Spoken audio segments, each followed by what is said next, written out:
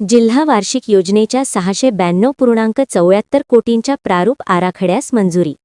जिल्हा वार्षिक योजना सन 2026-27 साठी सर्वसाधारण योजना, आदिवासी उपयोजना व अनुसूचित जाती उपयोजना या तिन्ही योजनांसाठी एकूण 692.74 कोटी रुपयांच्या प्रारूप आराखड्यास आज जिल्हा नियोजन समितीच्या बैठकीत मंजुरी देण्यात आली। ही माहिती पालकमंत्री संजय राठोड यांनी दिली। जिल्हाधिकारी कार्यालयातील नियोजन सभागृहात पालकमंत्री संजय राठोड यांच्या अध्यक्षतेखाली जिल्हा नियोजन समितीची बैठक पार पडली।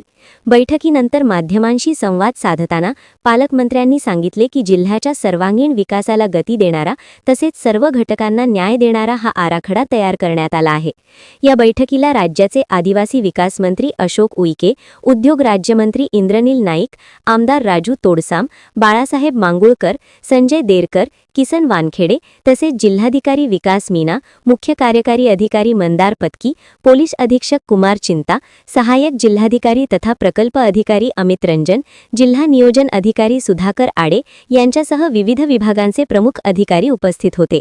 यंदाच्या जिल्हा वार्षिक आराखड्यानुसार सर्वसाधारण योजनेसाठी 471.58 कोटी रुपये, आदिवासी उपयोजनेसाठी 137.16 कोटी रुपये, अनुसूचित जाती उपयोजनेसाठी 84 कोटी रुपये असा निधी प्रस्तावित करण्यात आला आहे। हा प्रारूप आराखडा आजच्या बैठकीत मान्यतेसाठी सादर करण्यात आला होता। समितीने यास सर्वानुमते मंजुरी दिली। पालकमंत्री संजय राठोड यांनी सांगितले की शिक्षण, आरोग्य, पायाभूत सुविधा, पाणी पुरवठा, रस्ते, रोजगार निर्मिती तसेच आदिवासी व अनुसूचित जाती घटकांच्या विकासासाठी या आराखड्यात विशेष तरतूद करण्यात आली आहे। जिल्ह्याच्या गरजांचा विचार करून हा आराखडा तयार करण्यात आला असून राज्यस्तरीय समितीकडून अंतिम मंजुरी मिळण्यासाठी पाठपुरावा करण्यात येणार आहे, असेही त्यांनी स्पष्ट केले। या निर्णयामुळे सन 2026-27 मध्ये जिल्ह्यातील विकास कामांना गती मिळणार असून सर्वसामान्य नागरिकांसह दुर्लक्षित घटकांच्या जीवनमानात सकारात्मक बदल घडून येईल असा विश्वास यावेळी व्यक्त करण्यात आला।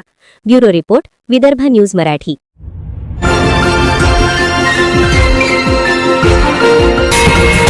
विदर्भ न्यूज मराठी, सकारात्मकतेचा शिलेदार।